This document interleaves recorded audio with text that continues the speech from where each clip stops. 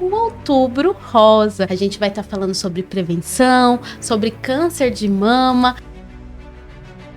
É realmente entender qual a prevenção personalizada para ela, sabe?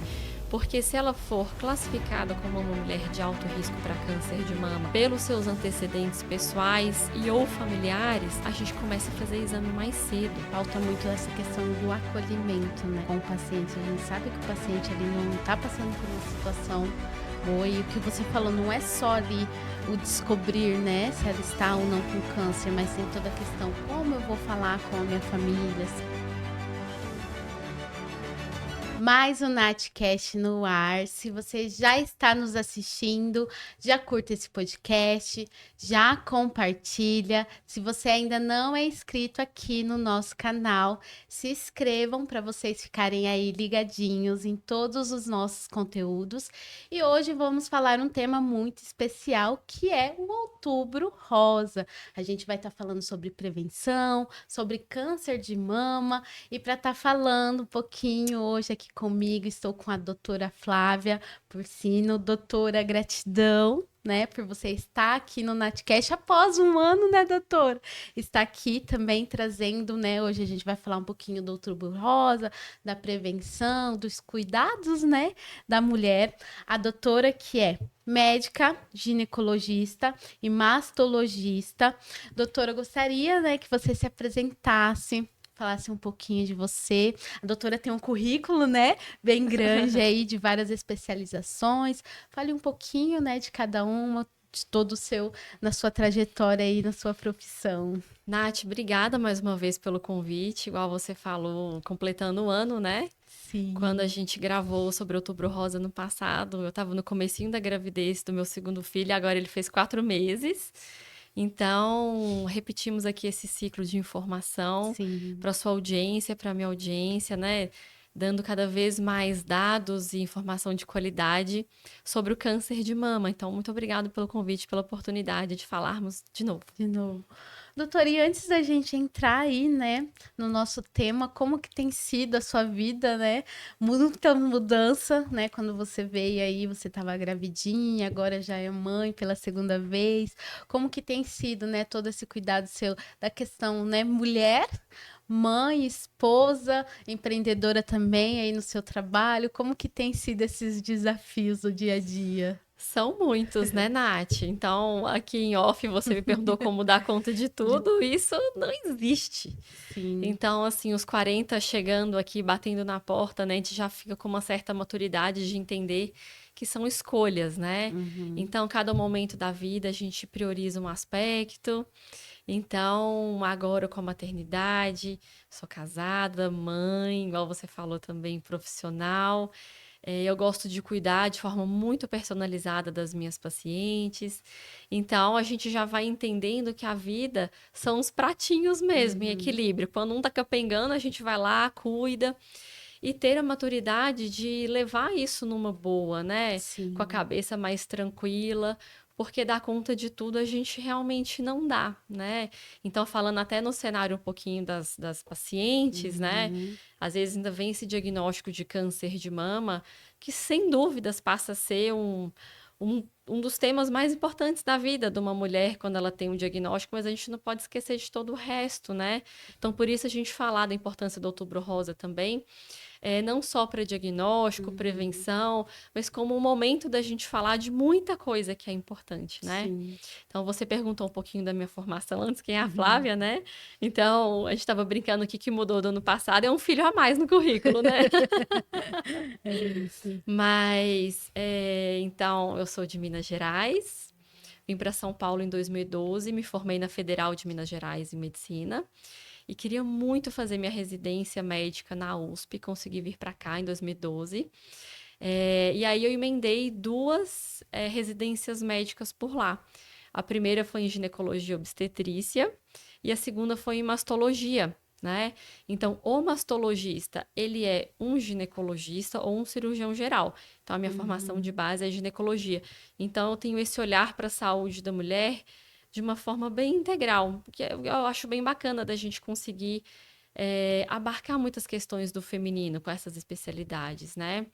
E aí, depois disso, eu fiz uma especialidade na Unicamp em exames de imagem de mama, que é extremamente importante para o cirurgião, né? Para o cirurgião de mama, que é o mastologista, saber interpretar exames e fazer exames, né? Porque eu brinco que o papel aceita muita coisa, né, Nath? Então, para esse cuidado Sim. especializado. Aí, depois disso, tive a oportunidade de fazer o meu mestrado na USP também, com uma pesquisa em câncer de mama em pacientes jovens. Então, uma coisa que eu gosto muito de falar, que é o câncer de mama abaixo de 40 anos, que é uma faixa etária que não tem rastreamento, né? E Sim. isso está crescendo demais na nossa população, o número de mulheres com câncer de mama jovens, e no mundo, né? Então, a gente tem que aprender a diagnosticar, suspeitar, prevenir, e a gente Sim. está aqui para falar um pouquinho de tudo isso. É.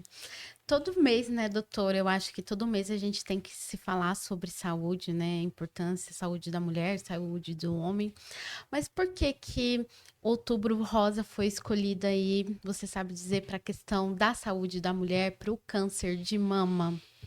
Olha, Nath, é uma campanha mundial, o Outubro Uhum. Rosa, né? Então, se você tiver oportunidade, né, quem está assistindo, de olhar pela internet ou mesmo viajar, a gente tem manifestações dessa medida no mundo inteiro, né? Então, às vezes, os grandes monumentos representativos das cidades, campanhas diversas. Então, é muito interessante que temas importantes de Hum. saúde pública, né, sejam tratados em comunidade, em sociedade, que seja um momento da gente trazer informação, desmistificar. E eu não acho que fica repetitivo, porque principalmente em câncer de mama, gente, tem muita novidade todos os anos, muita. Muito tratamento também, Muito né, doutora? tratamento, muito, quero dizer assim, muita novidade em diversos aspectos. Uhum. Primeiro, em epidemiologia, em dados, em informação, em possibilidades de exames de diagnóstico, depois em cirurgia tem muita novidade, em quimioterapia tem muita novidade, em radioterapia. Então, assim, realmente a gente tem que dar informação e lutar pelo acesso, né, Nath? Então, a gente tem que entender que, principalmente num país como o nosso, que não tem um índice de desenvolvimento humano muito alto, a gente não tem recursos infinitos, acho que nenhum lugar tem, né? Sim. Mas a gente precisa entender como é a nossa população, o que a gente consegue oferecer no público e no privado e tentar lutar cada vez mais para igualdade nesses âmbitos diferentes, né? Isso é muito importante. Sim.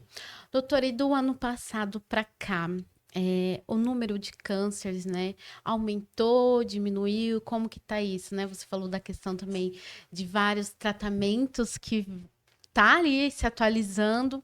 Então, do ano passado para cá, teve um aumento, né, de câncer de mama ou não? Como que tá essa questão de índice? Olha, Nath, o INCA, ele divulga a cada trimestre Uhum. números que a gente espera de casos de câncer de todos, né? Então, para esse triênio de 23 a 25, são esperados mais de 73 mil casos de câncer de mama no Brasil por ano, Por tá? ano. E esse número ao longo dos anos vem aumentando, tá? Então, a incidência de casos de câncer de mama vem aumentando em todos os países com índice de desenvolvimento humano baixo a médio, tá? O Lancet publicou há pouco tempo, que é uma grande revista em saúde, uma projeção de que até 2050 aumente o número de casos de câncer de mama em quase 40% e em mortalidade quase 70%. Então, o que a gente tem que. Não é ser alarmista, Uhum. mas são informações em saúde que podem nos permitir fazermos políticas para tentar controlar isso, não é mesmo? Então, o primeiro fato é que a população está envelhecendo, né? Então, o câncer de mama, a gente tem aumentado bastante o número em pacientes jovens, mas os principais fatores de risco são não modificáveis, que é nascermos mulher, né? E Uhum. envelhecermos, né? Então, o aumento da idade aumenta a nossa chance de ter câncer de mama. E aí a gente tem que olhar para a nossa população também e entender os fatores de risco modificáveis, principalmente como estão os hábitos de vida dessas mulheres, né? E a partir destes números, a gente saber tomar medidas para reduzir risco, incidência de doença e a mortalidade. Ô, doutor, e quais são, assim, os principais sinais que a mulher aí tem que ficar em alerta e já procurar, né, um profissional, um médico, uma médica para estar fazendo, né, a prevenção, fazer os exames? Quais são os exames também que ela precisa sempre estar fazendo? Nath, o principal é a gente entender qual é o nosso risco. É uma abordagem um pouco mais em prevenção e não diagnóstico a partir de sintomas. Então, Uhum, são dois cenários diferentes que a gente pode abordar, tá. né? Então, o principal é aos 25 anos a mulher saber qual o seu risco de câncer de mama. Aos vinte e Aos cinco, Ela 25, já consegue já ali, com vinte e consegue. cinco saber se ela pode ter ou não Ela consegue saber o qual o risco. risco, né? Tá. Então, é um número, é uma estimativa, é uma projeção. Qual que é a importância disso? Não é ficar com medo. A Uhum. gente É tem que uma mudar prevenção. nossa forma de pensar. É Sim. realmente entender qual a prevenção personalizada para ela, Tá. sabe? Porque se ela for classificada como uma mulher de alto risco para câncer de mama pelos seus antecedentes pessoais e ou familiares, a gente começa a fazer exame mais cedo, né? E começa a entender melhor, a incentivar melhores hábitos de vida para que ela diminua bastante sua chance de ter câncer de mama. Então, o principal é isso, né? A gente olhar estilo de vida. E a partir dessa idade, a gente realmente consegue calcular. Tem ferramentas para isso, né? Então, o médico consegue te ajudar, um ginecologista ou um cuidado mais especializado com um mastologista é muito importante. Então, veja a nossa importância aqui de falar em educação em saúde, né? Uhum. Então, se a menina puder passar aos 25 anos com um mastologista para calcular esse risco, a gente está no melhor dos cenários.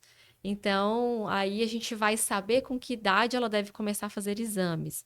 E é muito importante a gente falar de exames, porque a gente está falando de detecção precoce. E o câncer de mama detectado precocemente, a gente tem mais de 90, 95% de chance de cura. É incrível isso, né? E os tratamentos estão ficando cada vez menores e mais eficientes. Menores, eu quero dizer assim, menos invasivos. Uhum. Cirurgias menores, menos quimioterapia, menos radioterapia.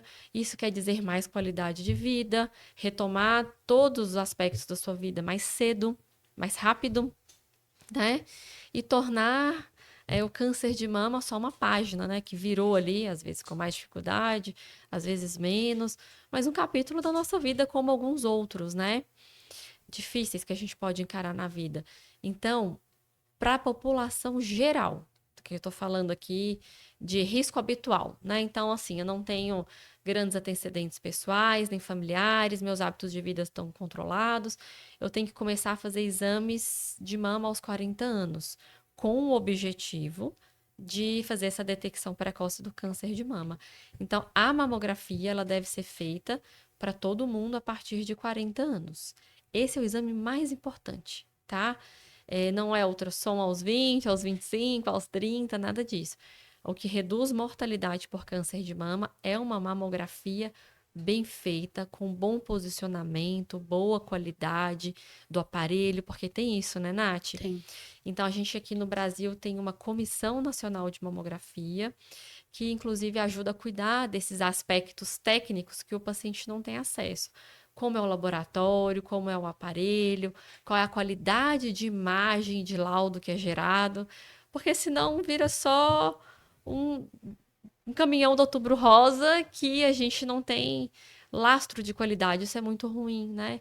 Então a gente realmente tem que ver se as nossas pacientes, se nós estamos fazendo exames de boa qualidade, isso é essencial. Doutora, o que você falou aí na questão do câncer de mama precoce. O que que seria? Seria, tipo, a pessoa detectar antes, cedo, para ter mais qualidade de vida? Como que é? É exatamente isso, Nath. Então, para a gente entender como é a progressão do Uhum. câncer de mama, o câncer de mama tem alguns tumores que crescem muito devagar, tem alguns tumores que crescem de forma muito rápida. Então, o subtipo do câncer de mama, ele importa muito, tá? Em termos de prognóstico, em termos de agressividade de tratamento, mas em linhas gerais, quanto menor a gente detectar, melhor é. Uhum. Porque eu vou poder fazer uma cirurgia conservadora, que tira menos mama, Eu vou poder fazer um tratamento oncológico menor, menos agressivo para a mulher, porventura, às vezes, deixar de fazer uma quimioterapia, Sim. tá? Então, hoje, o tratamento oncológico medicamentoso, que necessariamente entra no tratamento do câncer de mama, ele está muito diverso, Nath, muito específico. Então, nos últimos anos, nos últimos meses, sempre a gente tem novidade em termos de tratamento. Então, aí, até pegando um gancho de uma coisa que a gente está começando a falar, é inteligência artificial e também ferramentas de auxílio de decisão de tratamento, porque tem tanta opção de tratamento oncológico hoje que a gente tem que estar super a par, primeiro, do Do que que é, né? existe e do que a gente consegue oferecer de acesso à nossa paciente com os recursos locais, né? Então, tem esse gancho ainda de inteligência artificial que está ganhando cada vez mais espaço nas nossas decisões terapêuticas, né? E o alinhamento entre o cirurgião, o oncologista, o radioterapeuta, para estar todo mundo conseguindo oferecer para o paciente o mais seguro, digamos assim. O doutor, e quando a paciente, né, descobre a questão do câncer, você precisa ali ter uma equipe multidisciplinar, igual você falou, né? Você, a ginecologista, o cirurgião, vocês trabalham aí em conjunto? Nath, esse é o melhor dos mundos, né? Uhum. Então, o melhor dos mundos é uma paciente que consegue ter uma navegação boa. O que é a navegação? Que também é um termo um tema atual em câncer de mama e em cânceres de forma geral. A gente precisa de um diagnóstico, a gente precisa de um tratamento, a gente precisa de um segmento. E isso a paciente faz em diversos especialistas, né? E muitas vezes em locais diferentes também. Então a gente tem que ajudar essa paciente que já tem esse diagnóstico muito difícil, que às vezes está sozinha, não tem ninguém apoiando. Você imagina um diagnóstico numa mulher que numa faixa etária que trabalha, que tem filhos e tem que dar conta de saber onde tem que estar, que Uhum. exame que tem que fazer, quando que pega resultado. Então, essa conversa nos bastidores entre a equipe que cuida refina muito o cuidado da paciente, né? Então, ter serviços que se conversem ou a paciente conseguir tratar tudo dentro do mesmo serviço, isso pode trazer um benefício grande em qualidade de navegação dela, né? Então, tanto no privado quanto no ambiente público, isso está sendo uma busca muito ativa, né? Então, eu falei um pouquinho lá atrás que a minha pesquisa foi com os pacientes jovens com câncer de mama no SUS. Sim. Então, uma das barreiras que a gente encontrou para o diagnóstico e tratamento dessas pacientes foi a navegação entre os diversos setores de onde ela ia se cuidar. Então, ela tinha o resultado da biópsia e ela ouvia assim: ah, então agora a gente vai te encaminhar para um especialista, aguarda a ligação.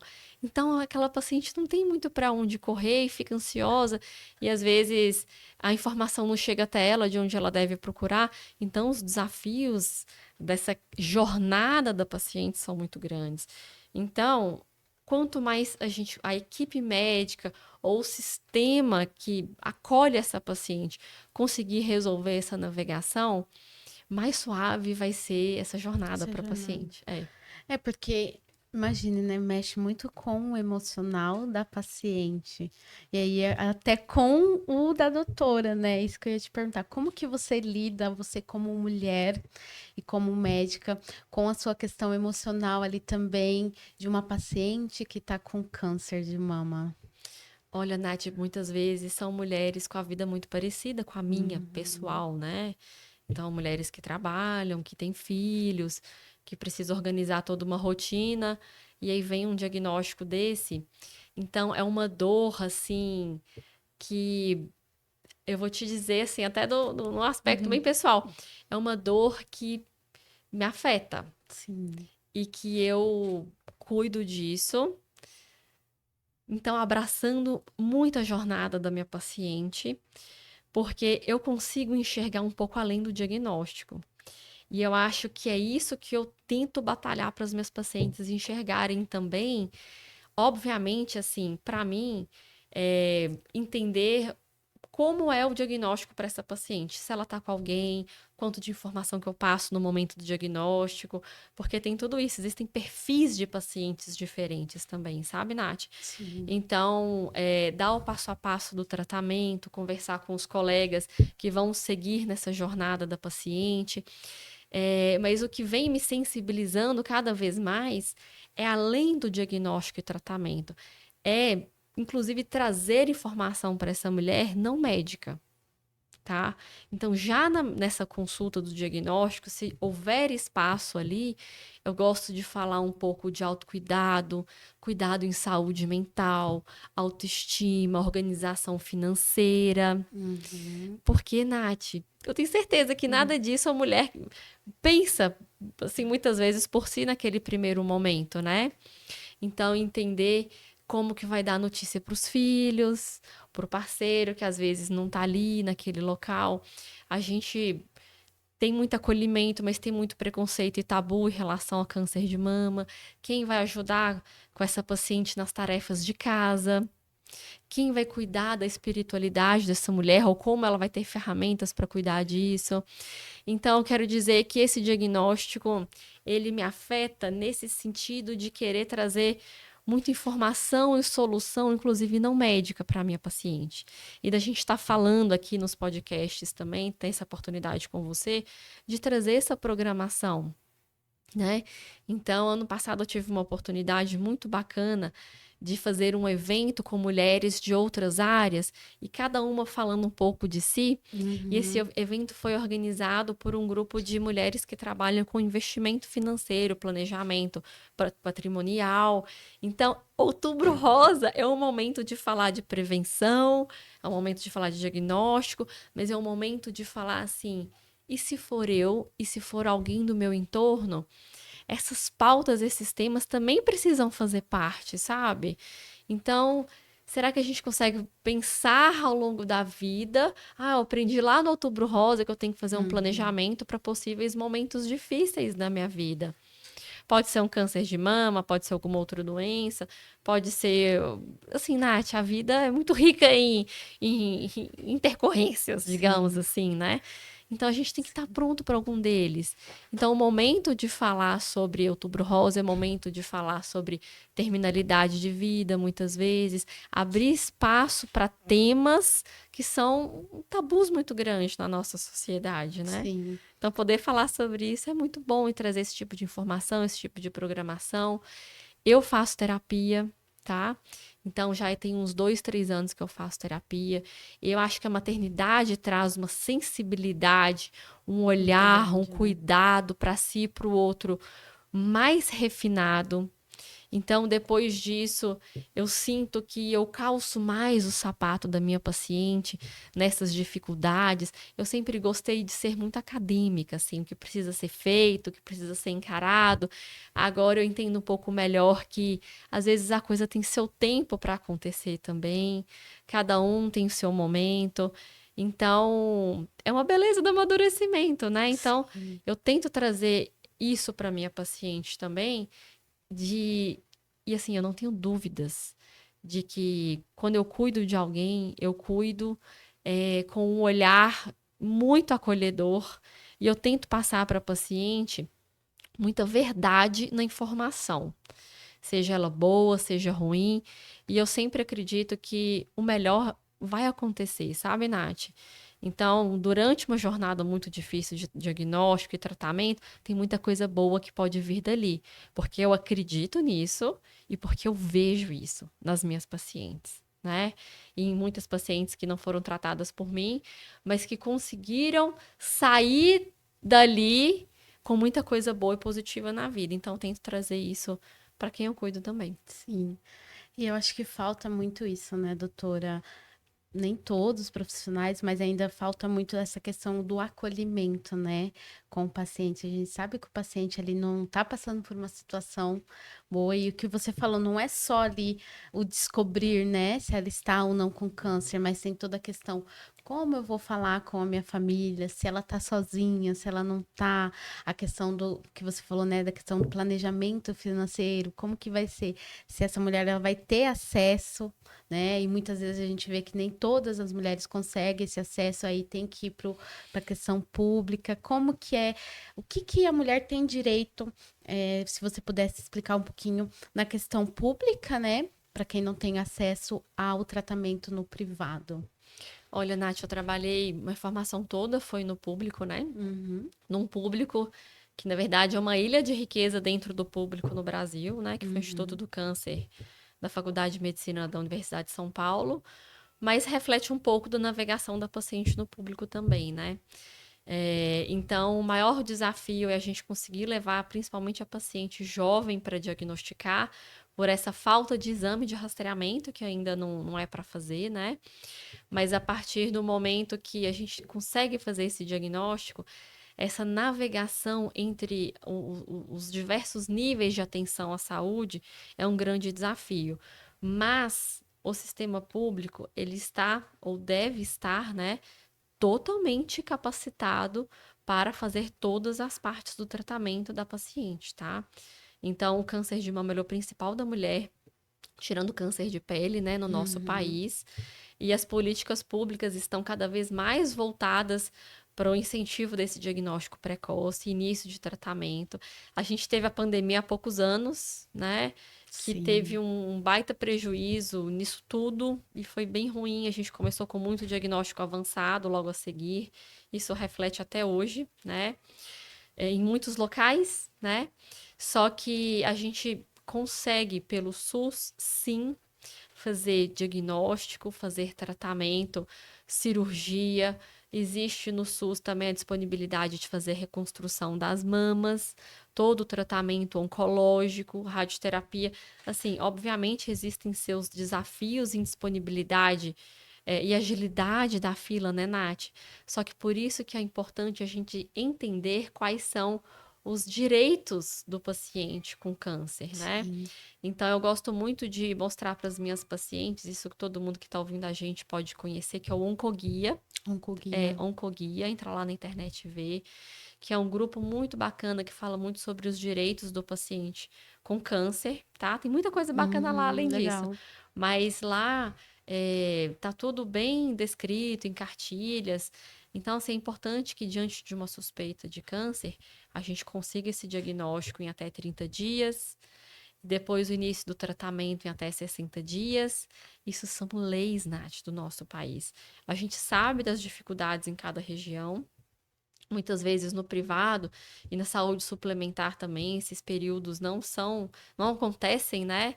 Mas a gente tem que saber o que existe de lei para nos proteger, né, Nath? E ir atrás disso e cobrar os políticos e entender que a gente pode fazer da nossa parte também para agilizar, né? Então, existe toda uma gama de cuidados que precisam ser feitos com esse paciente, né? Muita informação, né, Nath? Sim. Então, quanto mais esse paciente tiver um sistema que o acolha e o direcione, a gente está no melhor dos mundos.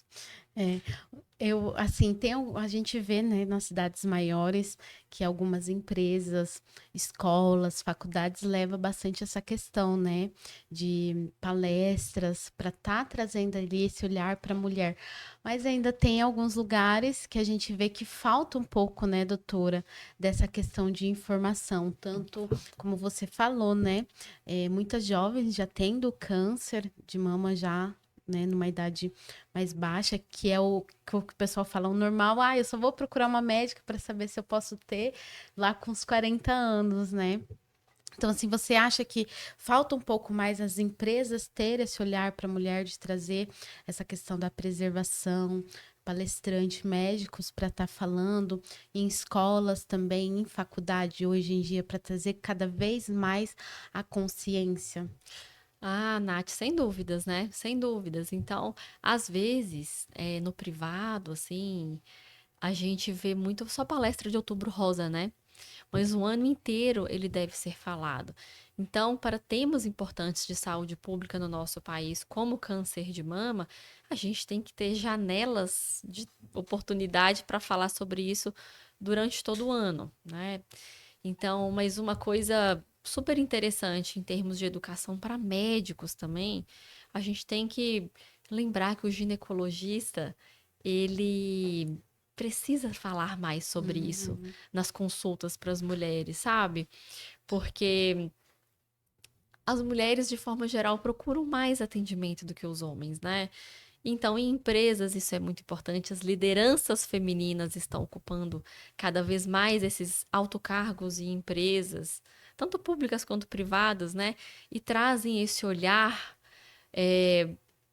corporativo, obviamente, Uhum. que a mulher está cada vez mais capacitada para ocupar esse espaço, mas um olhar feminino, maternal, cuidador também para outros aspectos que não só o corporativo, né? Então, se a gente puder ter ao longo do ano mais momentos para falar sobre isso, é muito importante. Mas também o ginecologista, sabe? Eu vejo que o ginecologista às vezes fala pouco sobre câncer de mama. Fala pouco sobre isso para sua paciente. Muitas vezes não examina a mama das pacientes. Então você estava falando assim, onde a mulher recebe essa notícia, como que Uhum. isso é falado, como que isso é abordado. Nath, muitas vezes antes disso. Muitas mulheres não têm as suas mamas avaliadas em consultas com o ginecologista. E isso eu vejo no privado. Isso me deixa assim embasbacada, sabe?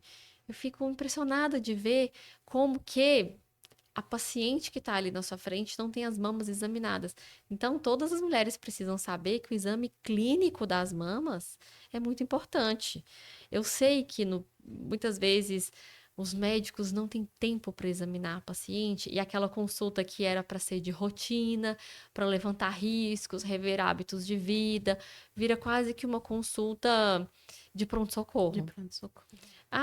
Tem um corrimento, aí só examina para ver se tem um corrimento, ou se não tem nada, às vezes só coleta um Papa Nicolau. Mas é importante ter o olhar para a mama das pacientes.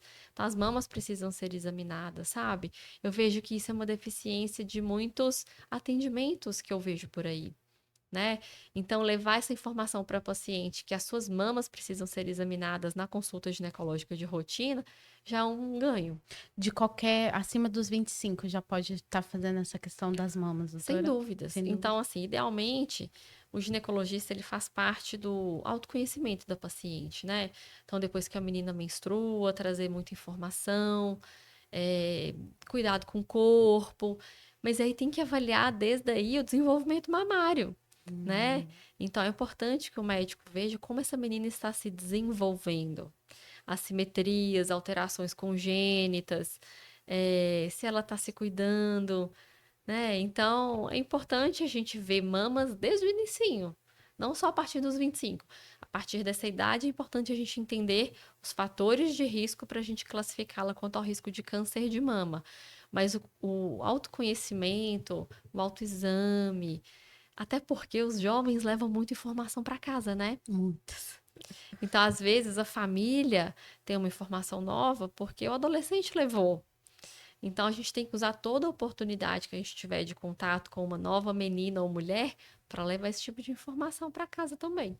É, e eu vejo principalmente em cidades menores, né, interiores, que muitas vezes não tem todo esse acesso e quem acaba levando os acessos, as informações são os filhos, né? As filhas que acabam levando aí toda essa questão do autocuidado aí para a mãe, né, doutora? E você falou um ponto muito importante que é a importância do médico ou da médica ginecologista estar passando isso para paciente, porque muitas vezes o paciente nem sabe, né? Não sabe nem, às vezes, o que perguntar, igual você falou, né? É importante isso. Eu tenho 29 anos, já passei por vários ginecologistas e nunca falaram dessa questão da preservação, né? De olhar, de fazer altos exames, de, né, fazer a questão da mama. Nunca tive essa questão. Olha, Nath, como isso é importante, né? É. É muito importante, sem dúvidas. E aqui no nosso país especificamente existe uma certa confusão também, porque existem protocolos de rastreamento para câncer de mama diferentes. O que eu quero Uhum. dizer? Existe um protocolo da Sociedade Brasileira de Mastologia, que fala para a gente fazer mamografia todos os anos a partir de 40 anos. Então, sempre o autoexame, sempre uma vez por ano. Mamografia. Só mamografia. A mamografia, uma vez por ano. O autoexame é um exame que a própria mulher faz nela, né? Que é para se conhecer. E se algum dia tiver alguma alteração, algum caroço, alguma alteração de pele, enfim, a gente pode, por esses sintomas, procurar ajuda rapidamente, né? E não só para câncer, né? Tem um monte de coisa que pode acontecer na mama que é benigno, mas que às vezes precisa de tratamento. Mas assim, a Sociedade Brasileira de Mastologia fala, toda mulher brasileira que é de risco habitual, né? Porque tem aquelas de alto risco, que foram classificadas como alto risco, e aí, porventura, começam a fazer exames aos 25, 30 anos. Mas não teve isso, mamografia anualmente a partir de 40.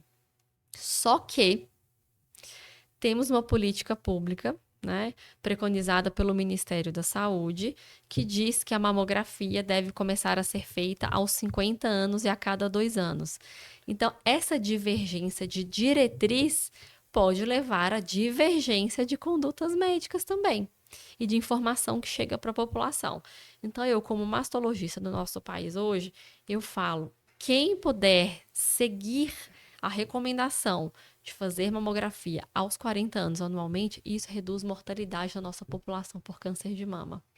Pelo número de casos que a gente tem entre 40 e 50 anos, entende? Pela agressividade da doença nessa faixa etária.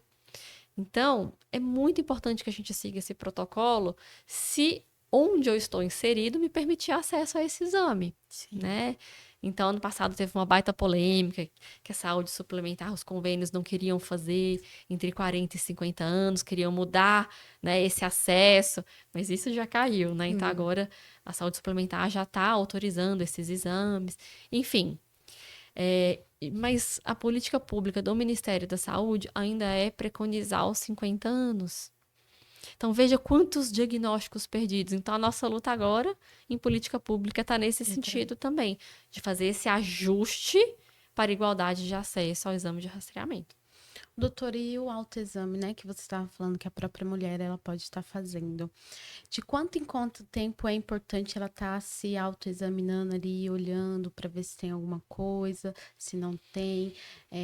Como que é esse processo todo dela fazer um autoexame nela mesma? Olha, Nath, não existe intervalo para falar assim, todo mês eu preciso fazer isso, tá? O que eu recomendo? O autoexame é uma medida de autoconhecimento, tá? Então, da mesma forma que eu cuido de outras partes do meu corpo, palpar as mamas me traz muita informação de como elas são o seu normal. Então, se eu tiver alguma alteração de pele, se começar a sair líquido do peito, se o bico entrar para dentro, se aparecer algum caroço, algum nódulo na mama ou na axila, eu percebo que aquilo está diferente e vou procurar ajuda, tá? Então, o autoexame para câncer de mama não reduz a mortalidade. Tá. O que eu quero dizer? Mulheres que fazem mais autoexame não detectam mais e morrem menos por câncer de mama, estatisticamente, tá? No entanto, o autoexame ainda é uma ferramenta de diagnóstico no nosso país, porque a gente ainda faz muito diagnóstico atrasado. Entende o que eu tô querendo dizer? São duas coisas diferentes. Eu posso falar assim, porque tem muitas mulheres que falam isso. Eu não palpei nada na minha mama. Ou então, meu médico também não palpou nada, então não preciso fazer exame nenhum. De jeito nenhum. A mamografia é o único exame que vai ter esse propósito de reduzir mortes por câncer de mama. Mas o autoexame ele deve ser feito com muito carinho, muita atenção.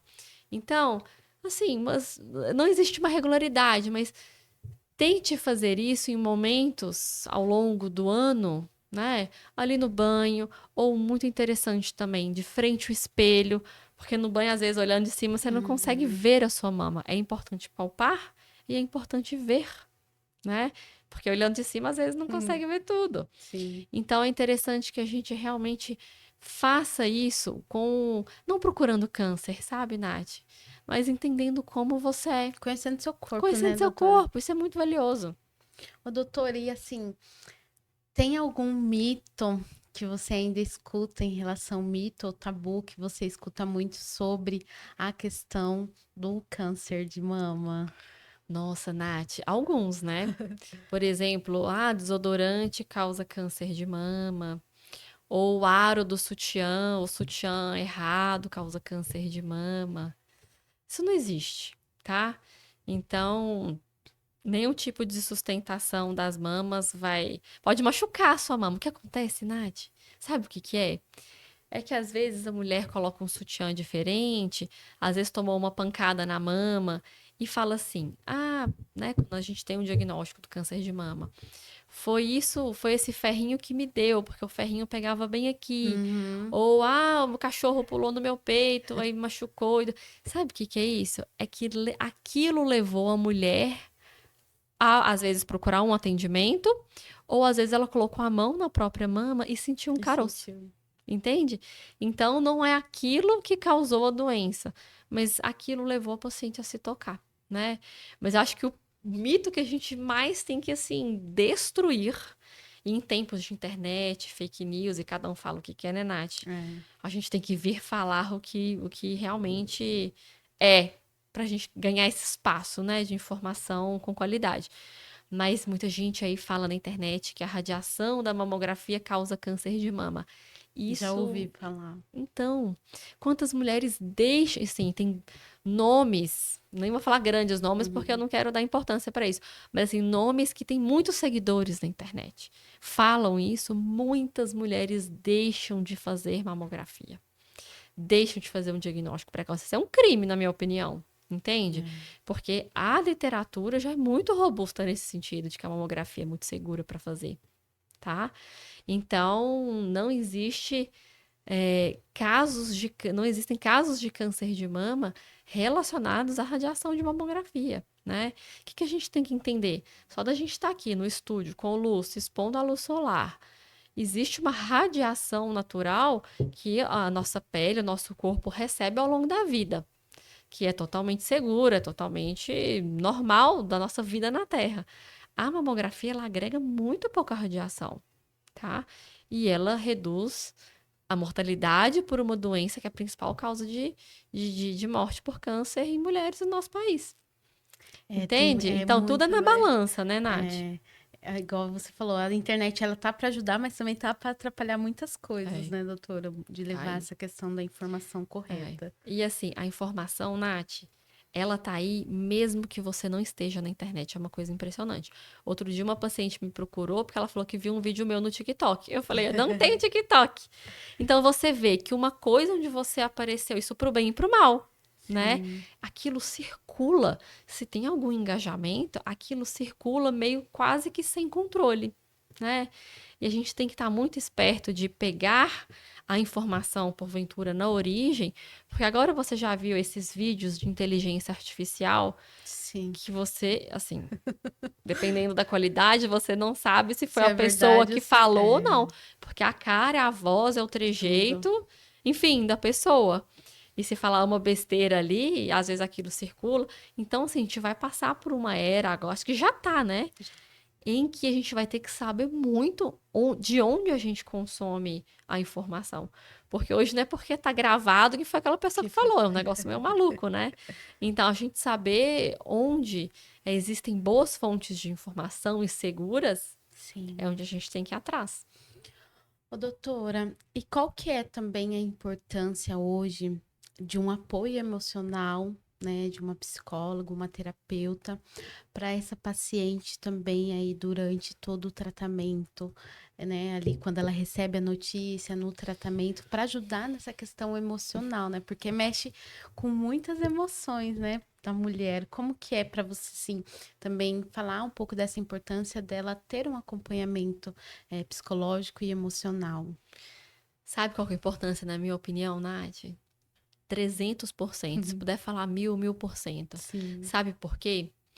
Porque cirurgia, remédio, radioterapia são pilares de um tratamento que a mulher tem que estar disposta a fazer, tá?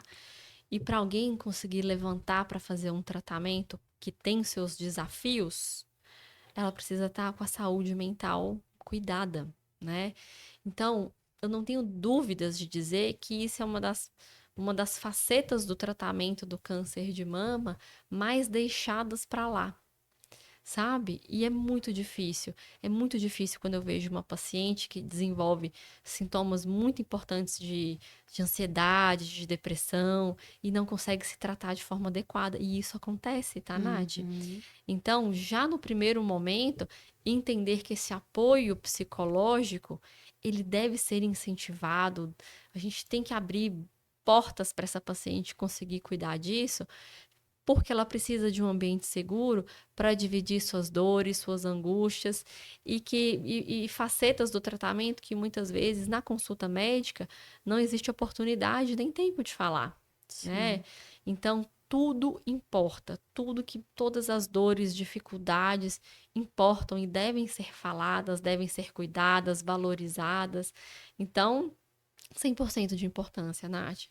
É, nós somos seres feitos de conexões e relações humanas.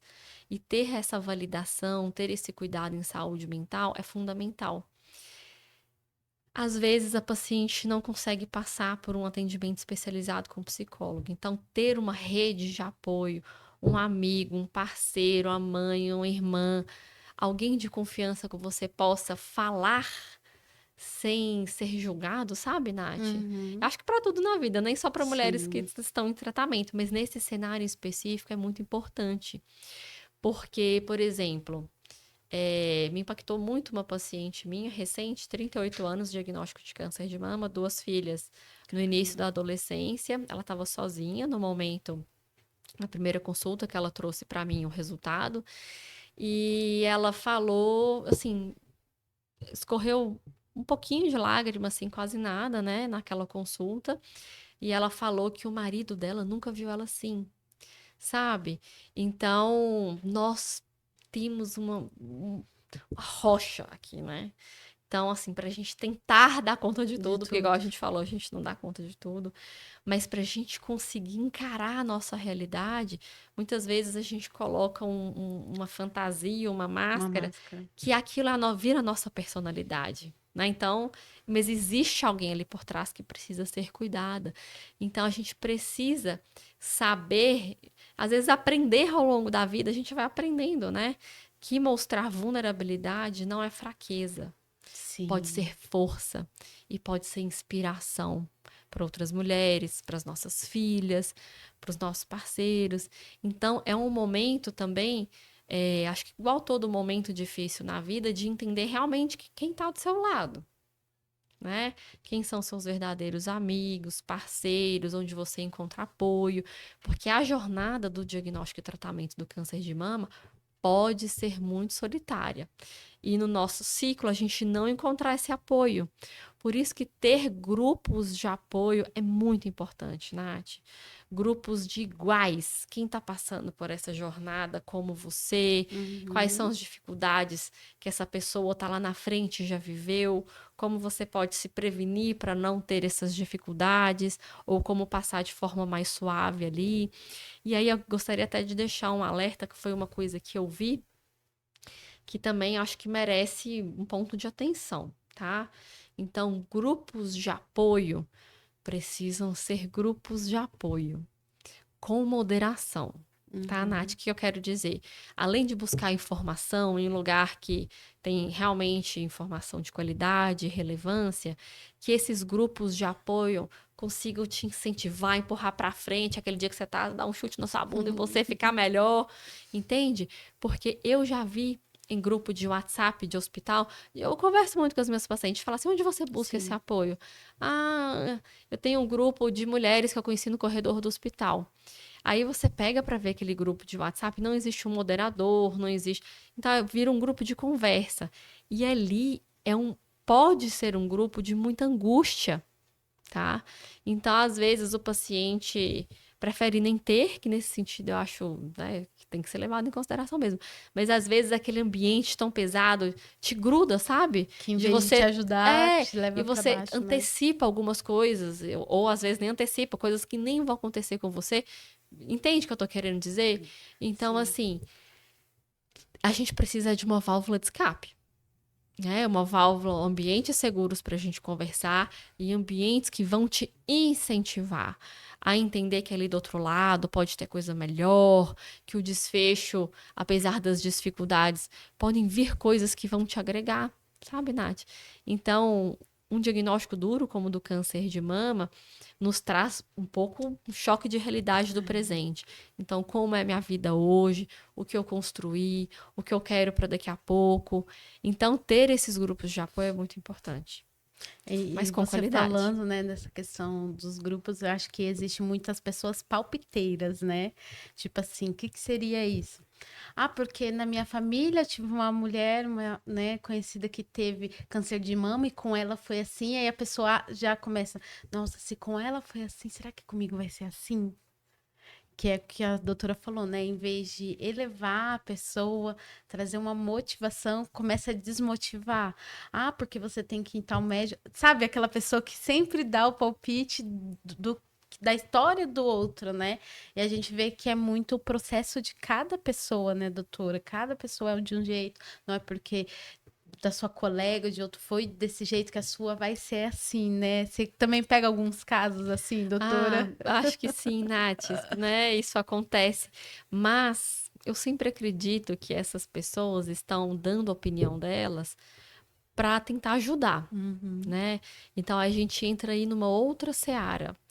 Como que a gente ajuda alguém que está passando por essa jornada de câncer de mama, né? Posso te dar uma dica? Pergunte para paciente, pergunte para mulher, pergunte para sua amiga como você pode ajudar, né? Cada um quer ser ajudado de uma forma, porque às vezes essas opiniões médicas ela já está tendo da equipe que está cuidando dela. Sim. Às vezes ela precisa de ajuda para entender que ela consegue ainda fazer uma atividade física, ela quer sair para tomar um café e conversar. Às vezes ela precisa de ajuda para cuidar de um filho enquanto ela vai fazer um exame, ou ela precisa de ajuda no dia que ela for fazer a cirurgia, alguém que, sabe assim, Nath, que cuide da casa, Sim, porque um são as apoio mesmo, né? apoio mesmo. Então, existem os palpiteiros, mas existem, acho que muitas pessoas que querem Sim, ajudar, né? Então, muitas vezes as mulheres que estão passando pela jornada não pedem ajuda, não costumam pedir ajuda, mas são mulheres que, se fosse outra pessoa perto dela nesse sentido, gostaria de ajudar. Então a gente tem que se enxergar com essa autocompaixão também, sabe, Nath? sim. Aceitar ajuda. Essa é uma grande dificuldade que muitas mulheres têm, porque remete àquela fraqueza, eu que sempre Uhum, dei conta de tudo, eu que sempre ajudei. Então, se enxergar nesse novo papel pode ser muito desafiador, mas sim. pode ser muito recompensador também, né? Então, quem está passando, né, pelo diagnóstico e tratamento, se falar como pode ou como gosta de ser ajudado é muito valioso para as pessoas que a amam e estão em volta e dispostas para esse cuidado, né? Sim. Então, muitas mulheres buscam apoio também na espiritualidade, na religião. Isso pode ser muito valioso, Nath. Na minha pesquisa de mestrado, que era uma pesquisa exatamente com as pacientes para saber a jornada delas, e inclusive na navegação, apoio, enfim, mas o que eu quero dizer? Um dos aspectos da pesquisa, a gente entendeu que as mulheres, de forma geral, não têm o apoio financeiro e espiritual, e em tarefas domésticas, o tanto que elas gostariam e precisariam ter. Então, essa rede de apoio pode ser nesses Pode ser. aspectos. É, Ajudar a mulher a cuidar dessa, né, desse aspecto interior, sim. de emoção, de espiritualidade, com tarefas de casa e com os cuidados financeiros.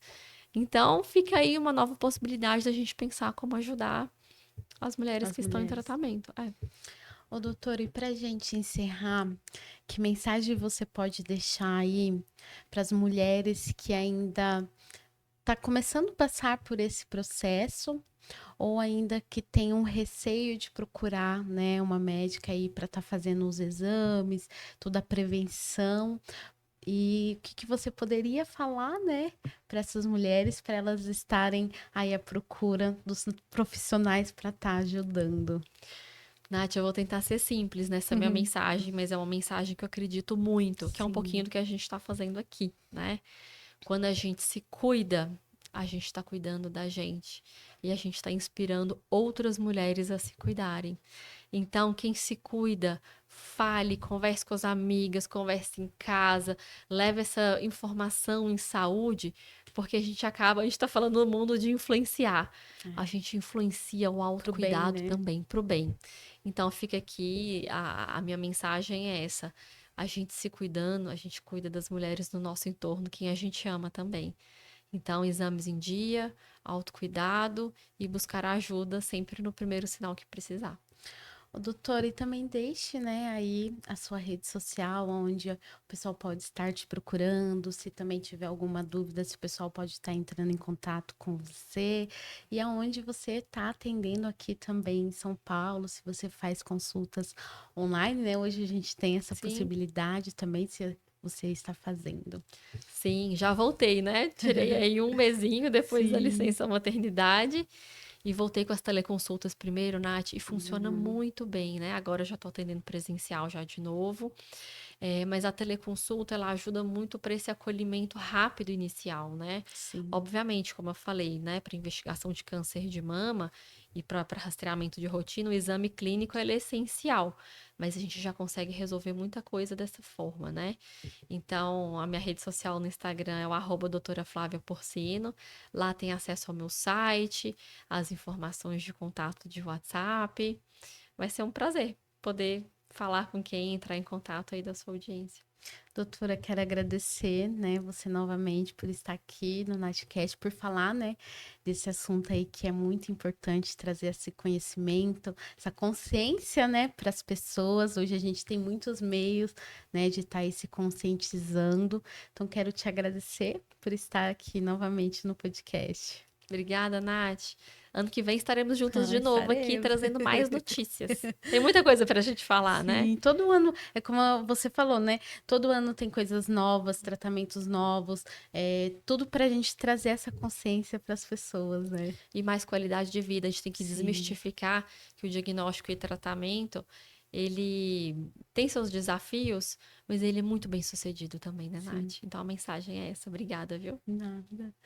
E se você chegou até o final deste podcast e ainda não curtiu, deixe sua curtida, deixe o seu comentário que vocês acharam do podcast de hoje. Se você ainda não compartilhou esse podcast, compartilha. Se você ainda não é inscrito aqui no nosso canal, se inscrevam e eu espero vocês no próximo Natcast.